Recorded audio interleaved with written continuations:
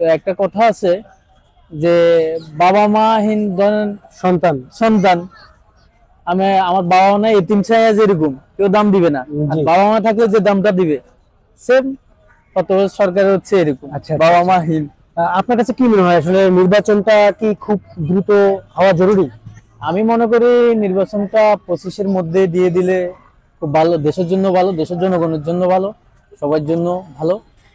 এখন তত্ত্বাবধায়ক সরকার কি করে বাকিটা ওনারা ভালো জানে, বাট আমি মনে করি নির্বাচনটা দিয়ে দেওয়া ভালো আচ্ছা, সবার জন্য। আরেকটা বিষয় একটু অ্যাড করতে চাচ্ছি, সেটা হচ্ছে আহ, রাজনৈতিক প্রেক্ষাপট নিয়ে তো আপনার মতামতটা আমরা জানলাম। বর্তমান সময়ে আমরা যে দেখেছি শিক্ষা ব্যবস্থার একটা ব্যাপার, যেটা নিয়ে আমরা আসলে সামাজিক মাধ্যম বলেন বা বিভিন্ন মাধ্যমে আমরা অনেক ধরনের অনেক কিছু শুনি বা দেখি। এই বিষয়টা নিয়ে যদি কিছু বলতেন। ওই তো বললাম এক কথাই, এখন আওয়ামী লীগ থাকতে তো আওয়ামী লীগ সরকার থাকতেই পড়ালেখার একবারে সব ইয়ে করে দিছে আর কি, কি বলবো এটা, মানে এই যে অটো পাস যত কিছুই বলেন, প্রশ্ন ফাঁস, সবকিছু এই আওয়ামী লীগ থাকতেই দেশটারে এক কথায় কি ধ্বংস করে দিছে। আচ্ছা, আচ্ছা। পড়ালেখার মান, শিক্ষার কারিকুলামটার ব্যাপারে, যে শিক্ষার কারিকুলামটা যেভাবে ছিল ওইটাই কি আসলে রাইট ছিল নাকি ওইটার চেঞ্জ হওয়া জরুরি? আসলে আগে যেটা ছিল সেটা হচ্ছে রাইট ছিল, বাট এখন বর্তমানে যেটা, এটা আসলে ঠিক না, এখন এটা চেঞ্জ অবশ্যই জরুরি। মানে এই যে বর্তমান যে কারিকুলামটা এটা হ্যাঁ। চেঞ্জ হয়ে আগেরটা আসা উচিত। হ্যাঁ, আসা উচিত। আচ্ছা, আচ্ছা। আসলে দেশ যত উন্নত হবে সবকিছুই তো, একটা দেশের মেরুদণ্ডই তো মূলত শিক্ষা, শিক্ষা ব্যবস্থারই। হ্যাঁ, শিক্ষা ব্যবস্থা তো আমাদের ধ্বংস করে দিছে। আচ্ছা, আচ্ছা। এখন যে শিক্ষা ব্যবস্থা বর্তমান যেটা আছে আসলে চেঞ্জ হওয়া অবশ্যই জরুরি আমাদের।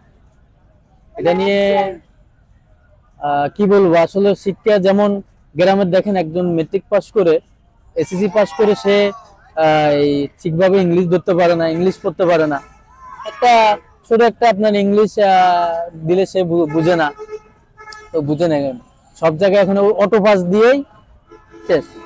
আচ্ছা। প্রিয় দর্শক, এতক্ষণ যে ভাইটির সঙ্গে কথা বললাম, বিভিন্ন বিষয় ভাই আমাদেরকে মতামত দিলেন। তো প্রিয় দর্শক, এর মধ্যে থেকে এমন কোনো বিষয় থাকতে পারে যেটা খুবই গুরুত্বপূর্ণ, যেটা আপনারা কমেন্ট বক্সে অবশ্যই জানাবেন। আপনাদের মতামত আপনারা কমেন্ট বক্সে দিবেন। তো ভাইয়া, থ্যাংক ইউ, আপনার সাথে কথা বলে অনেক ভালো লাগলো। আমার আরেকটা মেসেজ লাস্ট, শিওর। আমি আমার আব্বা আম্মাকে খুব ভালোবাসি।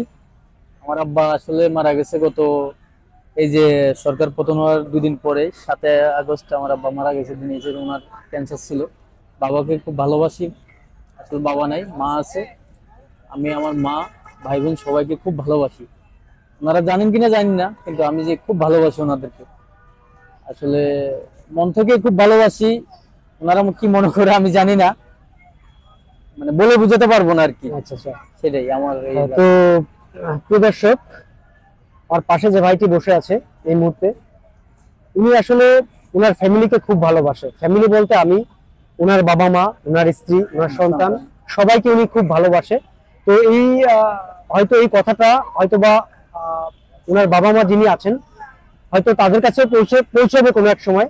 তো অবশ্যই বিষয়টা আপনারা দেখবেন যে আসলে আপনাদের ছেলে আসলে আপনাদেরই আছে, এখনো মানে পর হয়ে যায়নি।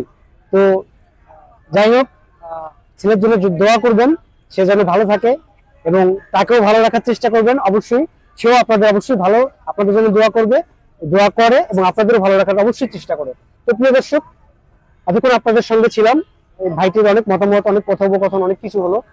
তো এর মধ্যে থেকে গুরুত্বপূর্ণ বিষয়গুলো যেটা নিয়ে আমরা আলোচনা করেছি, সেটা নিয়ে যদি আপনাদের কোনো মতামত বা কোনো কিছু জানার বা কোনো কিছু বলার থাকে অবশ্যই কমেন্ট বক্সে জানাবেন। তো আজকের মতো এখানেই বিদায় নিচ্ছি। আমিও বলতে চাই পেজ থেকে, আমি কাব্য। সবাই ভালো থাকবেন। আল্লাহ হাফিজ।